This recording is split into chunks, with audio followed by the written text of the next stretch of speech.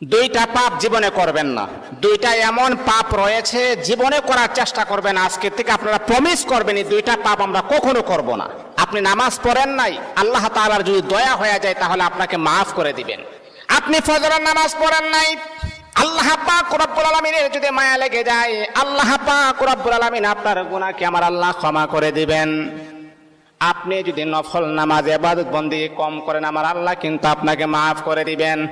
কিন্তু আল্লাহর নবী বলেন দুইটা এমন জঘন্যতম পাপ রয়েছে, এই পাপগুলার ক্ষমা আমার আল্লাহ জীবনে কখনো তার বান্দাকে করবে না। দুইটা পাপ এমন জঘন্যতম পাপ, এগুলা করা যাবে না। এক নাম্বার হচ্ছে অন্যের হক নষ্ট করা। অন্যের হক কখনো নষ্ট করবেন না। আজকে নিজের ভাই বোনের হক নষ্ট করে দেয়, অন্যের হক নষ্ট করা যাবে না। দুই নাম্বার হচ্ছে আল্লাহ পাক রব্বুল আলামিনের সাথে শিরিক করা। যদি কোনো বান্দা আল্লাহ পাকের সাথে শিরিক করেন, আমার আল্লাহ